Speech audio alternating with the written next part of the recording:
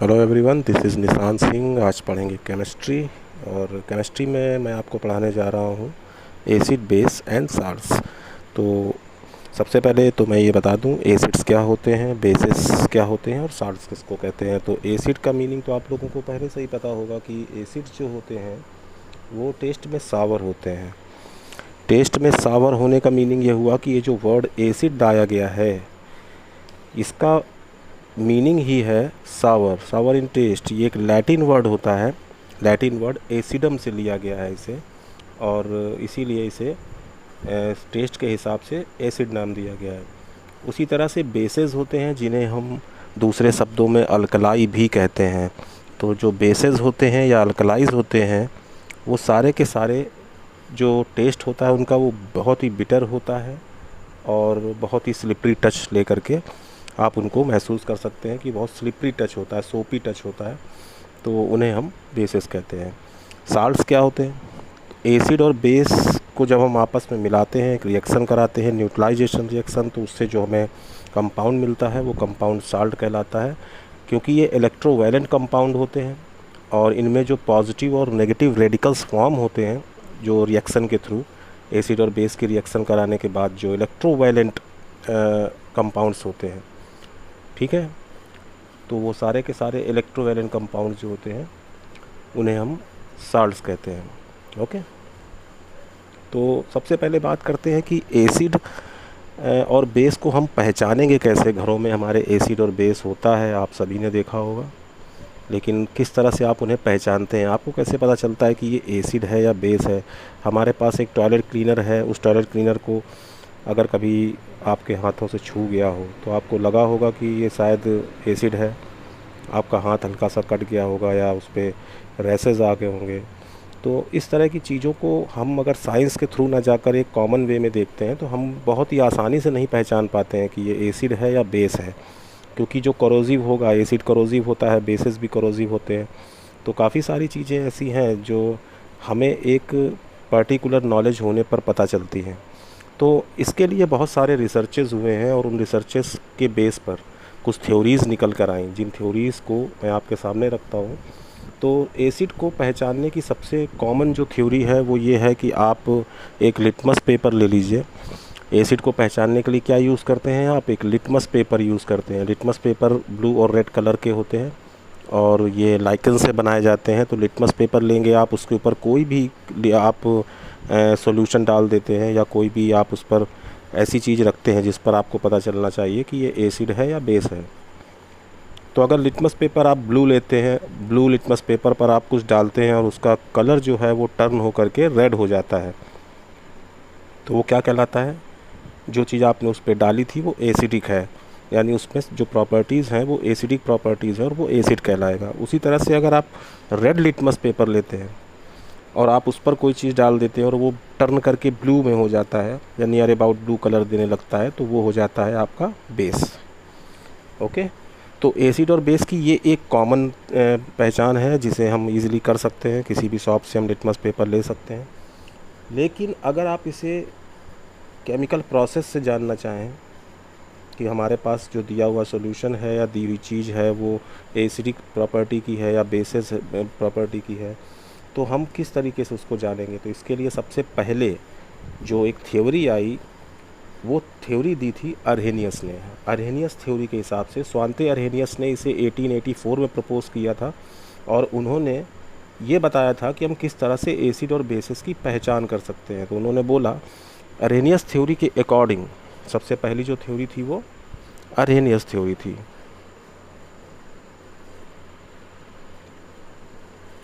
अर्हेनियस theory के हिसाब से जो एसिड्स होते हैं वो सारे के सारे ऐसे कंपाउंड्स या ऐसे सब्सटेंसेस होते हैं जो हाइड्रोजन आयंस को रिलीज़ कर देते हैं अगर हम उन्हें किसी भी एक्वस सॉल्यूशन में डालें। किसी भी एक्वस सॉल्यूशन में डालने पर वो हाइड्रोजन आयंस को रिलीज़ कर देते हैं। हाइड्रोजन आयन का मीनिंग क्या हुआ? H ion, this. अच्छा, H आयन का सीधा सीधा एक मीनिंग और होता है और वो होता है प्रोटॉन। प्रोटॉन क्यों होता है? क्योंकि हमारे पास जो हाइड्रोजन है, हाइड्रोजन के पास सिर्फ़ और सिर्फ एक इलेक्ट्रॉन होता है। यह आप लोगों को मालूम होगा हाइड्रोजन के पास कोई भी न्यूट्रॉन नहीं होता, एक इलेक्ट्रॉन और एक प्रोटॉन ही होता है।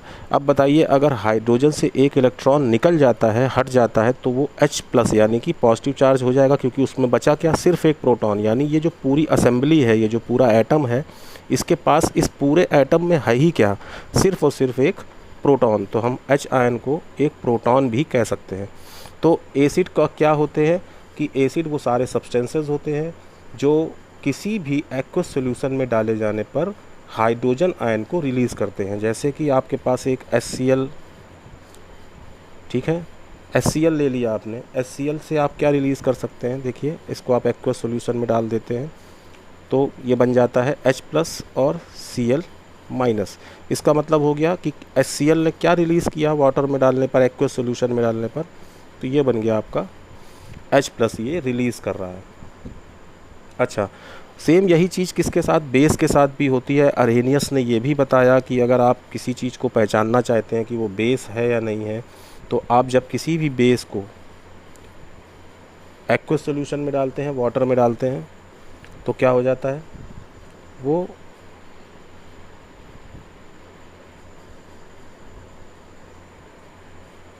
देखिए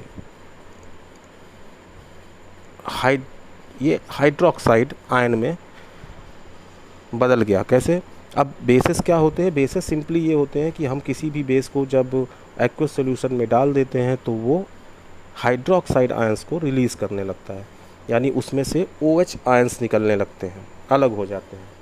ठीक है, तो ये आपके सामने दो एग्जांपल हैं, एक एग्जांपल बेस का है, एक आपका एसिड का है।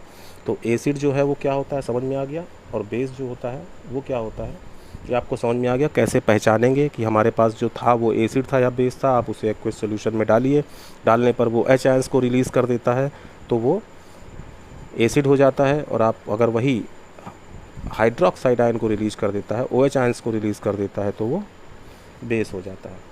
ओके, तो ये अरहेनियस थ्योरी है। उन्होंने ये बताया था कि अगर हम किसी भी सब्सटेंस को लेते हैं और उसे एक्वस सॉल्यूशन में डालते हैं तो वो H आयंस को रिलीज़ करना स्टार्ट कर देगा, या फिर OH आयन को रिलीज़ करना स्टार्ट कर देगा, अकॉर्डिंग टू द एसिड और बेस प्रॉपर्टी। एसिड लेके डालेंगे तो वो H आयंस रिलीज़ करेगा, और बेस लेके डालेंगे तो वो OH आयंस को रिलीज़ कर देगा। ओके, तो ऐसे बहुत सारे एग्जांपल्स हैं आपके पास। जैसे बेस के लिए अगर मैं बोलूँ तो NaOH है आपके पास, KOH है। अगर आप KOH को लेते हैं तो ये क्या बना देगा, ये K आयन को अलग करेगा और साथ में हाइड्रोक्साइड आयन रिलीज़ कर देगा, तो ये बेस था, यानी कि इसको आप क्या कहेंगे, बेस कहेंगे। उसी तरह से अगर आप मैग्नीशियम हाइड्रोक्साइड लेकर के चलते हैं तो ये क्या रिलीज़ करेगा, ये भी OH आयंस को रिलीज़ कर देगा, क्योंकि ये बेस है, और साथ में आपके पास बचेगा क्या, आपके पास बचेगा मैग्नीशियम। ओके, तो ये, अच्छा, इनके कुछ नाम भी हैं, ये मैं आपको बताता चल रहा हूँ, आपको थोड़ा सा एक एक्स्ट्रा नॉलेज मिल जाएगी। तो ये जो NaOH है, इसे आप कॉस्टिक सोडा भी कह सकते हैं। ओके, सोडियम हाइड्रोक्साइड, तो इसका एक कॉमन नेम हो गया सोडियम हाइड्रोक्साइड, लेकिन इसे आप कॉस्टिक सोडा भी कह सकते हैं। उसी तरह से ये KOH है, दैट इज़ पोटेशियम हाइड्रोक्साइड, और इसे आप क्या बोल सकते हैं, कास्टिक पोटास भी बोल सकते हैं। इसे आप कास्टिक पोटास भी बोल सकते हैं। और यहीं पर ये तीसरी चीज़ है, दैट इज़ मैग्नीशियम हाइड्रोक्साइड, ये कॉमन नेम है, लेकिन आप इसे मिल्क ऑफ मैग्नीशिया भी कहते हैं। ठीक है, तो ये इनके 3 नाम आपके पास और हैं, तो आपको समझने में आसानी होगी कभी आपके सामने इस तरह का कोई नाम आएगा तो। अब ज़रा ये समझिए कि जितने भी एसिड्स होते हैं, अगर वो पूरी तरह से आयनाइज हो जाते हैं, जैसे कि ये HCl है, अगर इसे हमने एक्वस सॉल्यूशन में डाला तो इसमें से जितने भी इसके पर मॉलिक्यूल से जो भी H आयंस रिलीज़ हो जाएंगे, अगर सारे के सारे आयंस एक साथ रिलीज़ हो जाते हैं तो वो एसिड बहुत स्ट्रॉन्ग होता है, वो एसिड बहुत ज़्यादा स्ट्रॉन्ग होता है अगर उससे सारे के सारे H आयंस रिलीज़ हो जाते हैं पर मॉलिक्यूल। और अगर सारे नहीं हो पाते, पार्शली रिलीज़ होते हैं, तो वो स्ट्रॉन्ग नहीं कहलाता है, वो वीक एसिड कहलाता है। ठीक है, मतलब पार्शली रिलीज़ हो रहे हैं अगर H आयंस, बहुत सारे रह जाते हैं रिलीज़ होने से, नहीं रिलीज़ हो पाते हैं किसी वजह से, तो वो वीक एसिड कहलाएगा, वो स्ट्रॉन्ग एसिड नहीं कहलाएगा। तो आपके पास एक डेफिनेशन ये भी होनी चाहिए कि कोई आपसे कहता है what are the strong acids, तो आप उसको बताएंगे कि all those acids which release H ions completely in the aqueous solution. अगर एक्वस सोल्यूशन में H आयंस पूरी तरह से रिलीज़ हो जाते हैं, सारे के सारे H आयंस जो हैं वो निकल जाते हैं, तो वो कहलाएगा स्ट्रॉन्ग एसिड। और अगर सारे एच आयंस पूरी तरह से रिलीज़ नहीं होते हैं, कुछ बहुत रह जाते हैं, पार्शली रिलीज़ होते हैं, तो आप उसे कहेंगे वीक एसिड। सेम वही थ्योरी जो है वो बेसिस के लिए है कि ऐसे बेसिस जिसमें से हाइड्रोक्साइड आयंस जो होते हैं वो कम्प्लीटली रिमूव हो जाते हैं, रिलीज़ हो जाते हैं, बाहर निकल जाते हैं, तो वो स्ट्रॉन्ग बेसिस होते हैं। और अगर वो कम्प्लीटली बाहर नहीं निकलते हैं, कुछ बहुत रह जाते हैं किसी वजह से, या रिएक्शन जो है वो रुक जाती है, कुछ भी होता है ऐसा, तो वो बेसिस जो होते हैं वो स्ट्रॉन्ग बेसिस नहीं होते हैं, वो वीक बेसिस होते हैं। ओके, तो अब इसमें देखिए कुछ ऐसी भी चीज़ें हैं जो अर्हेनियस नहीं बता पाए। अब आपसे ये कहा जाए कि भाई अर्हेनियस क्या चीज़ें नहीं बता पाए, उनमें क्या ऐसा था, कौन सी ऐसी लिमिटेशंस थी जो हमें पता नहीं चल पाई इनकी इस थ्योरी से। अर्हेनियस की एक सिंपल सी थ्योरी थी कि अगर कोई भी एसिड होगा तो वो एसिड एक्वस सॉल्यूशन में डाला जाएगा तो उसमें से एच आयंस कम्प्लीटली रिलीज़ हो जाएंगे, और अगर कोई बेस होगा उसे एक्वस सॉल्यूशन में डाला जाएगा तो उसमें से हाइड्रोक्साइड यानी कि ओ एच आयंस रिलीज़ होंगे। इससे हम पहचान सकते हैं कि हमने जो डाला है उस एक्वस सॉल्यूशन में वो एसिड है या बेस है। लेकिन इससे बहुत सारी चीज़ें जो हैं वो क्लियर नहीं होती हैं। क्या क्या चीज़ें क्लियर नहीं होती हैं, उनकी भी कुछ लिमिटेशंस हैं। तो लिमिटेशंस में देखिए, सबसे पहले तो ये लिमिटेशन है कि बहुत सारे ऐसे भी कंपाउंड होते हैं, जैसे मैंने एक कंपाउंड लिख दिया CO2।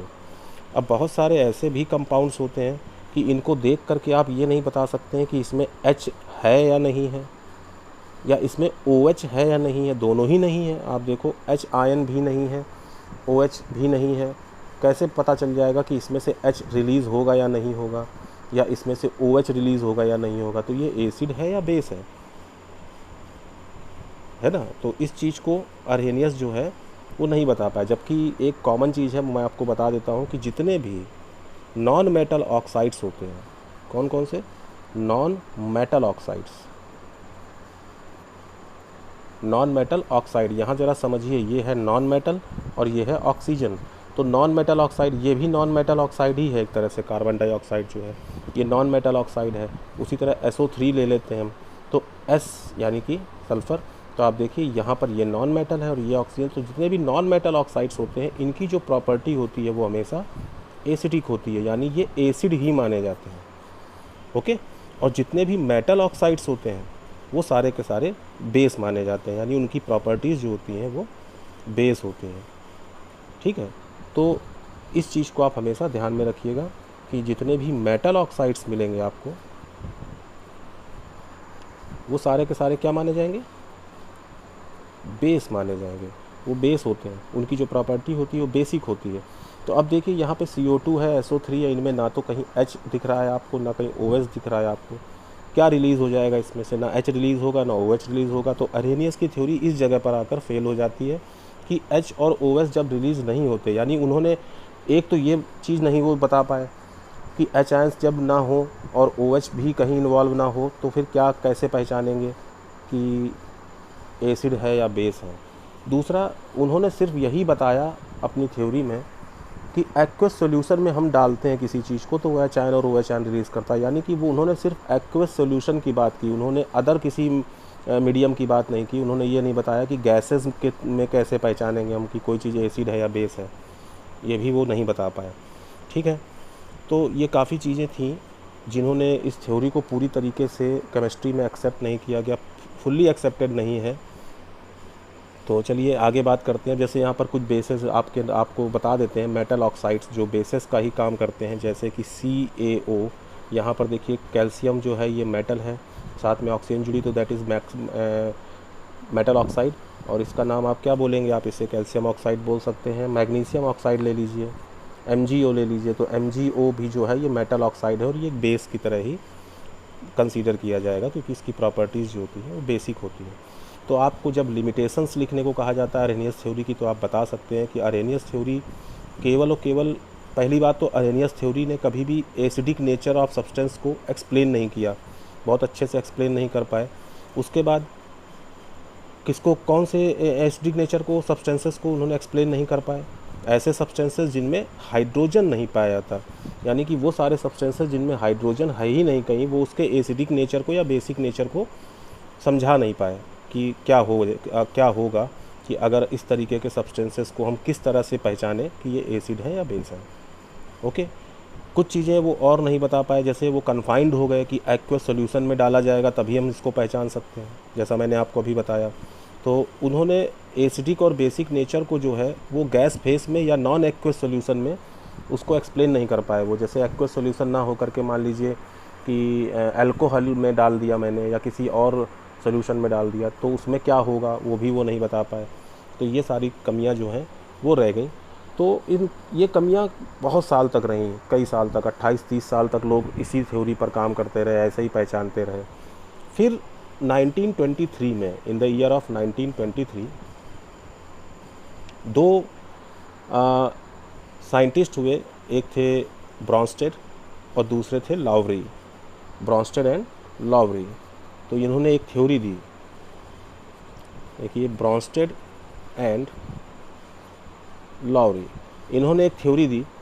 उस थ्योरी पर इन्होंने क्या किया, जब इनको पता चला कि भाई इतने साल से हम यही समझ रहे हैं कि एच आयंस रिलीज़ होते हैं और ओ एच आयंस रिलीज़ होते हैं, तभी हमें पता चल पाता है कि हम एसिड यूज़ कर रहे थे कि बेस यूज़ कर रहे थे, या एसिड प्रॉपर्टी बेसिक प्रॉपर्टी हमें समझ में आती है।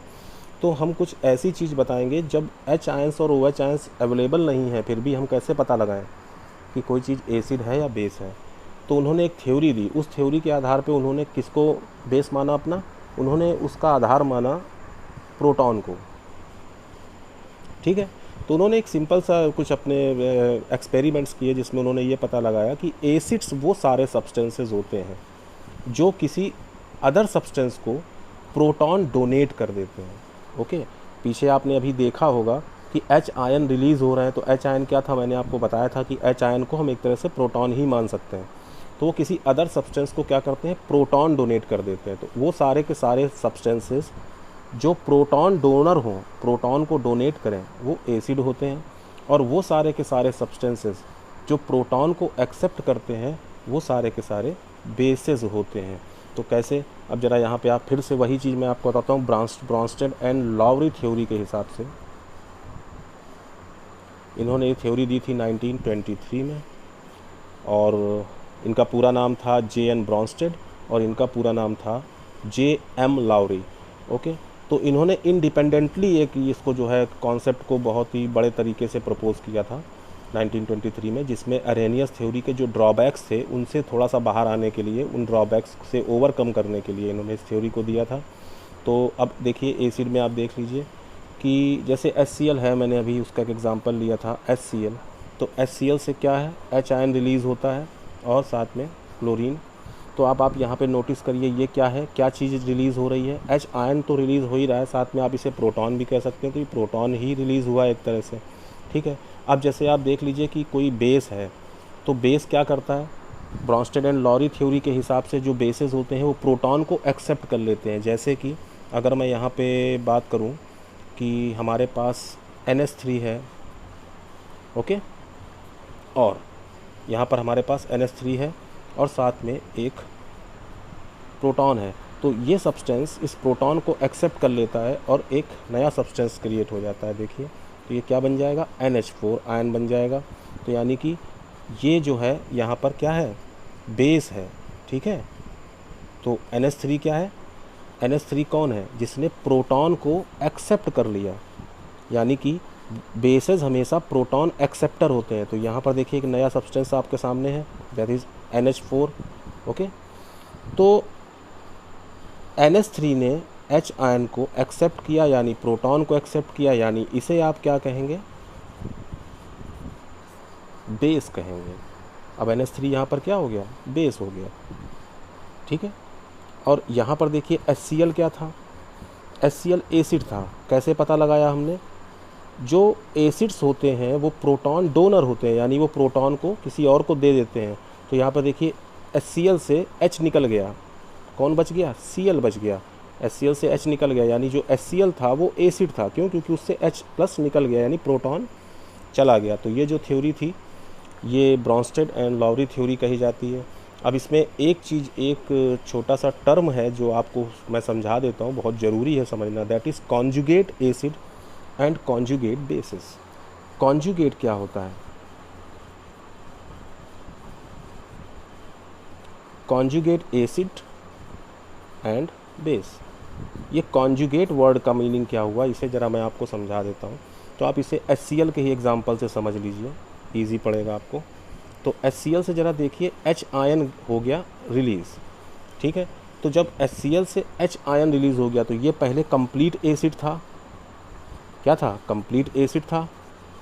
इससे H निकल गया, अब जो बच गया उस एसिड का जो पार्ट बच गया, यानी कि वो बच गया कौन, क्लोरीन। तो उस एसिड से जब किसी एसिड से H आयन रिलीज़ हो जाता है तो देखिए उसका ये जो पार्ट बच गया, ओके, तो वो बचा हुआ पार्ट आपका क्या कहलाएगा, that is conjugate, that is conjugate base, not acid. इस चीज़ को बहुत ध्यान रखिएगा, ये कॉन्जुगेट बेस है, ठीक है। इससे आप एसिड कह ही नहीं सकते हैं। क्यों नहीं कह सकते हैं, क्योंकि कॉन्जुगेट एसिड, एसिड तो तब होता जब इसके पास H होता या इससे H निकला ना होता। आप देखिए यहाँ पे HCl है, ये कंप्लीट एसिड है, इससे H आयन रिलीज़ हो गया तो ये कॉन्जुगेट बेस हो गया, ठीक है, जो बचा हुआ पार्ट है। ठीक उसी तरह से आप जब कोई बेस लेते हैं तो उस बेस से जो बचा हुआ पार्ट निकलेगा वो कॉन्जुगेट एसिड बन जाएगा। मैं आपको एग्जांपल के तौर पे फिर से बता देता हूँ। जैसे कि हमने अमोनिया लिया, यहाँ देखिए NH3, ओके, NH3 क्या है हमारे पास, बेस है। अब NH3 बेस है, इससे आपने क्या किया, ये प्रोटॉन एक्सेप्टर होता है ना, इसने प्रोटॉन को एक्सेप्ट किया। तो H जिस चीज़ से जुड़ जाएगा तो वो एसिड की भूमिका में आ जाएगा। देखिए बना क्या, NH4 आयन बन गया। तो यहाँ पे NH4 क्या कहलाएगा, conjugate acid, okay, not base. ये बेस था, इस पे H आयन एक्सेप्ट हुआ, यानी इससे ऐड हुआ, क्योंकि ये प्रोटॉन एक्सेप्टर है, बेस है, इसलिए प्रोटॉन को एक्सेप्ट कर रहा है, तो एक नया सब्सटेंस तैयार होता है और ये कहलाता है कॉन्जुगेट एसिड, ओके। तो इसको थोड़ा सा आप प्रैक्टिस में लीजिएगा तो आपको बहुत अच्छे से समझ में आएगा। मैं एक और थोड़ा सा अच्छा एग्जांपल आपको देता हूँ। जैसे यहाँ पर है HCl प्लस NH3, एक है एसिड, दूसरा है बेस।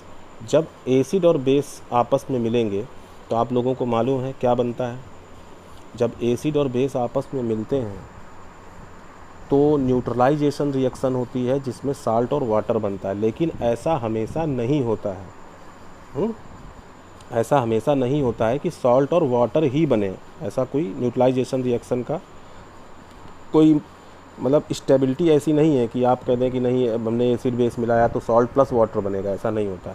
तो चलिए देखिए, यहाँ पर ये रिएक्शन हुई और यहाँ पर ये बना NH4 यानी कि अमोनियम, और ये देखिए यहाँ पर क्या बना, क्लोरीन अलग हो गया। तो ये एक रिएक्शन है HCl प्लस NH3 की, जहाँ पर आपको अमोनियम और क्लोरीन अलग अलग मिलता है। अब ज़रा नोटिस करिए, NH3 से क्या हो गया, ये NH4 हो गया। तो यानी कि NH3 ने क्या किया था, प्रोटॉन को एक्सेप्ट किया था। तो ये पहले था बेस और इससे जो बन गया वो क्या बन गया, कॉन्जुगेट एसिड।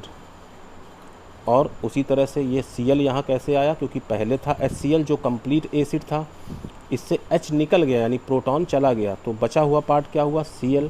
तो पहले ये एसिड था तो अब ये क्या कहलाएगा, कॉन्जुगेट बेस, ओके। तो इस चीज़ को आप समझ गए होंगे कि क्या तरीका है, किस तरीके से इसको हम पहचानते हैं। तो ब्रॉन्स्टेड-लॉरी थ्योरी जो है, इसकी भी कई सारी मेरिट्स थी, उन्होंने बहुत अच्छी अच्छी चीज़ें बताई। उन्होंने ये भी बता दिया जो अरेनियस नहीं बता पाए थे, इन्होंने ये बता दिया कि जो सब्सटेंस का एसिडिक नेचर होगा या बेसिक नेचर होगा वो गैस फेस में हम इजीली पता कर सकते हैं, गैस फेस में क्या होगा। जबकि अरेनियस ने क्या बताया था, सिर्फ और सिर्फ एक्वस सॉल्यूशन में ही बताया था कि हम कैसे पहचानेंगे एसिडिक नेचर और बेसिक नेचर को। तो इस थ्योरी से हमको क्या पता चला कि गैसियस नेचर में भी हम पहचान सकते हैं कि किसी भी सब्सटेंस का एसिडिक नेचर है या बेसिक नेचर है। और बहुत ज़्यादा इन्होंने क्या किया, इन्होंने अपनी थ्योरी के थ्रू एक बहुत बड़ा एरिया कवर किया, ब्रॉड एरिया कवर किया एसिड और बेस के जो बारे में जानने वाला, कि हम एसिड और बेस के बारे में किस तरह जान सकते हैं in comparison to the Arrhenius theory. Arrhenius theory इतना ज़्यादा ब्रॉड कवरेज एरिया उसका नहीं था एसिड और बेस को लेकर के, ओके। क्योंकि ये जो थ्योरी है ब्रॉन्स्टेड की, ये केवल और केवल एक्वस सोल्यूशन के लिए कन्फाइंड नहीं है, कि नहीं हमें एक्वस सॉल्यूशन में ही सब कुछ पता चलेगा, और साथ में हमें उन सारे के सारे सब्सटेंसेस के बारे में भी उनका एसिडिक और बेसिक नेचर पता चल रहा है, जिनमें OH आयन और H आयन नहीं होते हैं, यानी जो OH और H को कंटेन नहीं करते, हम देख के नहीं समझ पाएंगे कि ये एसिड है या बेस है। तो उससे भी काफ़ी ओवरकम कर लिया हमने। अब इसमें भी कुछ लिमिटेशंस थी, क्योंकि जब भी कोई एक्सपेरिमेंट किया जाता है उसकी कुछ ना कुछ लिमिटेशंस ड्रॉबैक्स तो होते ही हैं, हर काम के कुछ ना कुछ लिमिटेशंस और ड्रॉबैक्स होते हैं। तो इनका जो ड्रॉबैक था वो क्या था उसको आप ज़रा समझिए कि इनका पहला ड्रॉबैक ये था कि जो एसिडिक नेचर होता है सब्सटेंसेस का, ठीक है, that do not contain hydrogen, जिसमें हाइड्रोजन कंटेन नहीं है, ठीक है, वो बहुत अच्छे तरह से एक्सप्लेन नहीं हो पाया। जैसे कार्बन डाइऑक्साइड, सल्फ़र डाइऑक्साइड है, तो वो बहुत अच्छे तरीके से एक्सप्लेन नहीं हो पाया। अभी आप यहाँ भी देख रहे हैं कि मैं उन्हीं चीज़ों को लेकर के चल रहा हूँ जिसमें H और OH के दिखने की थोड़ी बहुत संभावना है। तो पूरी तरीके से ये उसको सॉर्ट आउट नहीं कर पाए कि किस तरह पता लगाएं कि ऐसे वो सब्सटेंसेस जिनमें हाइड्रोजन है ही नहीं, हम कैसे पता लगाएं उसमें एसिडिक नेचर उसका कैसे हमको मालूम पड़ेगा। तो ये थ्योरी जो मेनली बेस थी वो इस बात पर बेस है कि प्रोटॉन ट्रांसफ़र के थ्रू हम पता लगाते हैं कि कोई चीज़ एसिड है या बेस है, यानी कि प्रोटॉन अगर ट्रांसफ़र कर रहा है तो वो एसिड कहलाएगा, और अगर प्रोटॉन को एक्सेप्ट कर रहा है तो वो बेस कहलाएगा। अब ये तो हो गई ब्रॉन्स्टन एंड लॉरी की अपनी थ्योरी। अब इसके लिए भी बहुत साल इंतज़ार करना पड़ा कि कुछ नया आए और हमें और ज़्यादा पता चले कि एसिड और बेसिस को और हम किस तरीके से पहचान सकते हैं। तो एक नई थ्योरी आई जिस थ्योरी को दिया लुइस ने, LEWIS, दैट इज़ लेविस या लुइस। तो आप इसे, ये थ्योरी 1930 में प्रपोज़ की गई और इसे हम लोग लेविस थ्योरी या लुइस थ्योरी के नाम से जानते हैं। इनकी थ्योरी क्या थी? अब जाहिर सी बात है कि अगर पिछली दो थ्योरीज़ को इन्होंने भी पढ़ा समझा होगा तो इन्होंने उससे हटकर कुछ देने की कोशिश की होगी। तो इन्होंने कोशिश ये की कि ये प्रोटॉन बेस्ड थ्योरी भी नहीं देना चाहते थे और ये एक्वस सॉल्यूशन में H आयन और OH आयन पर डिपेंड होकर भी कोई थ्योरी नहीं देना चाहते थे। इन्होंने कुछ एक्स्ट्रा रिसर्चेस किए जिसमें इन्होंने ये पता लगाया कि जो एसिड होता है, इसमें इन्होंने ये पता लगाया कि जो एसिड होता है वो हमेशा इलेक्ट्रॉन पेयर का एक्सेप्टर होता है। ओके, इलेक्ट्रॉन पेयर का एक्सेप्टर होता है, और जो बेसेस होते हैं वो हमेशा इलेक्ट्रॉन पेयर के डोनर होते हैं। इस चीज़ को ध्यान में रखिएगा। तो लुइस थ्योरी हमको क्या बताती है? 1930 में इन्होंने 7 साल बाद उसको प्रपोज़ किया, उनसे 7 इयर्स। उन्होंने 1923 में किया था, इन्होंने 1930 में किया। तो G.N. लुइस ने जो बताया, उनका फुल नेम था G.N. लुइस। तो इन्होंने जो बताया वो ये कहा कि जितने भी एसिडिक सब्सटेंसेस होते हैं वो हमेशा इलेक्ट्रॉन पेयर एक्सेप्टर, पेयर का मतलब ध्यान रखिएगा एक इलेक्ट्रॉन नहीं होता, 2 इलेक्ट्रॉन होते हैं, यानी इलेक्ट्रॉन पेयर को एक्सेप्ट करते हैं वो एसिड होते हैं, और जो इलेक्ट्रॉन पेयर को डोनेट कर देते हैं, किसी को दे देते हैं, वो बेसेस होते हैं। ठीक है, ये इनकी बहुत सिंपल सी थ्योरी थी। इसकी बहुत सारी मेरिट्स हैं, इसकी भी कई सारी लिमिटेशंस हैं। ठीक है, तो एक चीज़ को हमेशा समझ के रखिएगा कि ये तीनों थ्योरीज़ को लेकर के ही हम एसिड और बेसेस के बहुत सारे कंक्लूजन्स तक पहुंच सकते हैं। किसी एक थ्योरी के बेस पर आप सारे कंक्लूजन पे नहीं पहुंच सकते, और ये तीनों की तीनों थ्योरीज़ जो हैं ये यूनिवर्सली एक्सेप्टेड नहीं है, यानी इन तीनों थ्योरीज़ में से हर थ्योरी यूनिवर्सली एक्सेप्टेड नहीं है। इन तीनों को मिला करके ही हम ज़्यादातर रिसर्चर्स तक पहुँचते हैं और कंक्लूजन तक पहुँचते हैं। ठीक है, तो एसिड क्या होते हैं लुइस थ्योरी के हिसाब से? That are acids which are electron pair acceptor, और जो बेसेस होते हैं वो इलेक्ट्रॉन पेयर डोनर होते हैं। ठीक है, तो अब ज़रा इस तरीके से देखिए कि पहले तो मैं आपको एसिड्स के बारे में बता देता हूँ, इनके जो पोस्टुलेट्स हैं उनके बारे में बता देता हूँ। तो इनका फर्स्ट पोस्टुलेट जो था वो था the acid is a substance. Acid एक ऐसा सब्सटेंस होता है that can act as an electron pair acceptor and the molecule or ion should be associated with shortage of electron to act as the acid।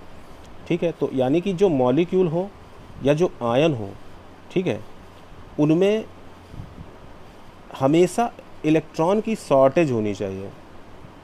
ठीक है, यानी कि जो acidic substances होते हैं आप उनको कभी गौर से देखिएगा, उनके बारे में जानिएगा, तो आपको ये पता चलेगा कि उनमें हमेशा इलेक्ट्रॉन की कमी रहती है और वो इलेक्ट्रॉन लेने के लिए भागते रहते हैं, तो उनका नेचर एसिडिक होता है, जहरीला हो जाते हैं, है ना। और उसी तरह बेसेस, तो बेसेस क्या होते हैं कि ये इनके पास हमेशा इलेक्ट्रॉन्स की अधिकता रहती है, ज़्यादा इलेक्ट्रॉन्स रहते हैं, तो ये इलेक्ट्रॉन देना चाहते हैं, तो ये डोनर बन जाते हैं। तो इस तरीके से आप इसका एग्जांपल समझ लीजिए कि वो ऐसे एसिड्स जिनमें हमेशा ही इलेक्ट्रॉन की कमी बनी रहती है, इनके पास रोना बना रहता है, तो दैट आर, जैसे ये कंपाउंड है BF3, ठीक है। जैसे H आयन खुद में, देखिए H आयन खुद में इसके पास तो कुछ भी नहीं, बेचारे के पास न्यूट्रॉन पहले से ही नहीं था, इलेक्ट्रॉन भी नहीं है, अब इलेक्ट्रॉन की कमी बनी हुई है, तो ये सब एसिडिक नेचर के होते हैं, ठीक है। उसी तरीके से बेसिक नेचर के देख लीजिए कौन कौन होते हैं, तो आपको समझ में आएगा कि जैसे कि NH3 है, ये बेसिक नेचर का है क्योंकि इसके पास इलेक्ट्रॉन ज़्यादा रहते हैं, हमेशा देना चाहता है कि भाई ले जाओ। जैसे OH माइनस, अब यहीं आप देख लो माइनस का साइन लगा हुआ है, तो यानी इस पर नेगेटिव चार्ज ज़्यादा है, यानी कि ये एक ऐसी स्पीसीज़ है जिस पर नेगेटिव चार्ज है, तो पक्की बात है इसके पास इलेक्ट्रॉन ज़्यादा होंगे प्रोटॉन से, तो ये किसी ना किसी को देने की कोशिश करेगा। तो ये इस तरीके के जो कंपाउंड्स हैं उन पर बेस करके लुईस ने अपनी थ्योरी बनाई और उन्होंने ये कंक्लूज़न निकाला कि जो एसिड्स होते हैं वो इलेक्ट्रॉन पेयर एक्सेप्टर होते हैं और जो बेसेस होते हैं वो इलेक्ट्रॉन पेयर डोनर होते हैं। तो तीनों थ्योरीज़ को एक बार मैं फिर से गौर से आपसे बता देना चाहता हूँ कि अरेनियस थ्योरी ये कहती थी कि वो सारे के सारे सब्सटेंसेस एसिड कहलाएंगे जो एक्वस सॉल्यूशन में डाले जाने पर H आयंस को रिलीज़ कर देते हैं। वो सारे के सारे सब्सटेंसेस बेस कहलाएंगे जो वाटर या एक्वस सॉल्यूशन में डाले जाने पर OH आयन को रिलीज़ कर देते हैं। उसके बाद थ्योरी आई ब्रॉन्स्टेड एंड लॉरी की थ्योरी। ब्रॉन्स्टेड एंड लॉरी ने ये बताया कि जितने भी एसिड होते हैं वो प्रोटॉन डोनर होते हैं, वो प्रोटॉन को निकाल देते हैं, और जितने भी बेसेस होते हैं वो प्रोटॉन एक्सेप्टर होते हैं। उसके बाद लुईस थ्योरी आई, उन्होंने ये बताया कि जो एसिड्स होते हैं वो इलेक्ट्रॉन पेयर एक्सेप्टर होते हैं और जो बेसेस होते हैं वो इलेक्ट्रॉन पेयर डोनर होते हैं। पेयर का दिमाग में बहुत अच्छे से रखिएगा कि एसिड जो होते हैं वो इलेक्ट्रॉन पेयर एक्सेप्टर होते हैं, ठीक है। एक लोन पेयर अगर किसी के पास, किसी बेस के पास एक लोन पेयर खाली है तो वो इलेक्ट्रॉन एसिड को दे सकता है। तो इस तरीके से ये थ्योरीज़ जो हैं, और इसकी भी अपनी कुछ मेरिट्स हैं। देखिए जो लुईस थ्योरी है इसकी अपनी मेरिट है कि इस थ्योरी ने जो है उन सब्सटेंसेस का भी एसिडिक नेचर एक्सप्लेन करने में मदद की जिनके पास हाइड्रोजन मॉलिक्यूल नहीं थे, हाइड्रोजन मॉलिक्यूल थे ही नहीं उनके पास। ऐसे सब्सटेंसेस का एसिडिक नेचर इन्होंने एक्सप्लेन करने की कोशिश की, और ऐसे बेसिस का भी बेसिक नेचर जो है एक्सप्लेन किया जिनके पास OH आयंस नहीं थे या मॉलिक्यूल्स नहीं थे। ओके, इन्होंने ऐसी न्यूट्रलाइजेशन रिएक्शंस के बारे में भी एक्सप्लेन किया जिनमें प्रोटॉन का ट्रांसफ़र नहीं हो रहा था। बहुत सारे न्यूट्रलाइजेशन रिएक्शंस होते हैं जिनमें कोई भी प्रोटॉन का ट्रांसफ़र इन्वॉल्व नहीं होता। तो अब जब प्रोटॉन का ट्रांसफ़र नहीं हो रहा है तो ब्रॉन्स्टेड लाउरी की थ्योरी तो उस जगह पे काम नहीं करेगी, क्योंकि उन्होंने बताया कि प्रोटॉन एक्सेप्टर कौन है, प्रोटॉन डोनर कौन है। जो प्रोटॉन डोनेट करता है वो एसिड होता है, जो प्रोटॉन एक्सेप्ट करता है वो बेस होता है। लेकिन ऐसी बहुत सारी रिएक्शंस हैं जिनमें ना तो प्रोटॉन का कोई ट्रांसफ़र कहीं हो ही नहीं रहा है, अब कैसे पता लगाओगे। तो लुईस ने उसमें भी बहुत सारी चीज़ें सॉल्व कर दी कि प्रोटॉन का अगर ट्रांसफ़र नहीं हो रहा है तो हम पता लगा लेंगे कि इलेक्ट्रॉन कहाँ गया और इलेक्ट्रॉन पेयर किसके पास गया और किससे गया, तो उससे भी हमको पता लग जाएगा। लिमिटेशंस क्या हैं, इनकी भी वही लिमिटेशंस हैं कि ये भी जो है जनरल एसिड और बेसिस के नेचर को बताने में पूरी तरह से कामयाब नहीं हो पाए, फेल हुए। इन्होंने जनरल न्यूट्रलाइजेशन रिएक्शन जो सॉल्ट और वाटर को क्रिएट करती है, यानी न्यूट्रलाइजेशन रिएक्शन वो होती है ना जिसमें सॉल्ट प्लस वाटर बनता है, तो उन्होंने उसको भी बहुत अच्छे से मतलब अपनी थ्योरी को लेकर के उसको समझा नहीं सके, ठीक है, अपनी थ्योरी के हिसाब से। और एसिड और बेस रिएक्शंस जो होती हैं आप लोगों को पता होगा बहुत फास्ट रिएक्शंस होती हैं, ठीक है, और जो फॉर्मेशन ऑफ कोऑर्डिनेट बॉन्ड्स होते हैं वो बहुत स्लो प्रोसेस होती है। तो इस वजह से ये कुछ चीज़ों को समझा नहीं पाए, और साथ में ये रिलेटिव स्ट्रेंथ भी नहीं बता पाए एसिड और बेसिस की, कि एसिड और बेसिस की जो रिलेटिव स्ट्रेंथ है वो क्या है। तो ये इनकी लिमिटेशंस हो गई। अब आप लोगों को समझ में आ गया होगा कि एसिड क्या होते हैं, बेसिस क्या होते हैं। इन दोनों के बारे में 3 अलग अलग थ्योरीज़ हैं, तीनों थ्योरीज़ अपने अपने तरीके से सही हैं, और तीनों ही थ्योरीज़ परफेक्ट नहीं है, कंप्लीट नहीं है, ठीक है। तो आज के लिए बस इतना ही। इसमें किसी भी तरह का अगर आपको कोई क्वेश्चन हो, क्वेरी हो, तो आप कमेंट बॉक्स पर लिख सकते हैं। वीडियो अच्छा लगे तो इसे लाइक कीजिएगा, शेयर कीजिएगा, सब्सक्राइब कीजिएगा। और साथ में कुछ एक चीज़ मैं आपको और बता देना चाहता हूँ कि जब कभी भी कोई न्यूट्रलाइजेशन रिएक्शन हो रही है, उसको तो आप बाद में मैं बताऊंगा ही। अब आप देखिए यहाँ पर क्या है कि एच आयन एक्वस सॉल्यूशन में रिलीज़ होता है, ठीक है। जैसे मैंने यहाँ पर HCl लिया था, अब यहाँ पर मान लीजिए हमने इसको वाटर में डाल दिया तो प्लस H2O आप करेंगे, ठीक है। तो आप ज़रा एक चीज़ को ध्यान में रखेंगे कि H2O तो यहाँ पे ऑलरेडी था ही था, H आयन इस एसिड से रिलीज़ हो रहा है। तो आप लोग कुछ इस तरह से लिख देते हैं कि H आयन रिलीज़ हो रहा है, क्लोरीन रिलीज़ हो रहा है और साथ में क्या है, वाटर। ऐसा नहीं होता है। जो H आयन रिलीज़ होता है वो कोई फ्री फॉर्म में नहीं रहता है अंदर, वो कुछ रिएक्शन के टाइम पे बनाएगा H3O, यानी H2O में H आयन साथ में, तो ये बन जाएगा आपका हाइड्रोनियम। इसे हम हाइड्रोनियम आयन कहते हैं। तो ये हाइड्रोनियम आयन बना लेगा और क्लोरीन इधर हो जाएगा। तो ये इस तरह से रिएक्शन को लिखा जाता है। ये हाइड्रोनियम आयन क्रिएट करता है। ये ऐसे H प्लस और Cl माइनस प्लस H2O, ये सिर्फ आप देखने के लिए, समझाने के लिए ठीक है, लेकिन फ्री फॉर्म में H आयन्स नहीं अंदर जो है तैरते रहते हैं। तो दैट इज़ H3O, ये हाइड्रोनियम आयन क्रिएट करता है। तो H3O को आप समझ गए, हाइड्रोनियम आयन कहा जाता है, अच्छे से समझ लीजिएगा, ठीक है। तो आज के लिए बस इतना ही। नेक्स्ट वीडियो में मैं आपको बताऊंगा कि एसिड और बेस जो हैं उनका क्लासिफिकेशन कैसे हुआ, किस किस बिहाफ पे वो क्लासीफाई किए जाते हैं, और उसके बाद उनकी रिएक्शंस के बारे में बात करेंगे। Thank you.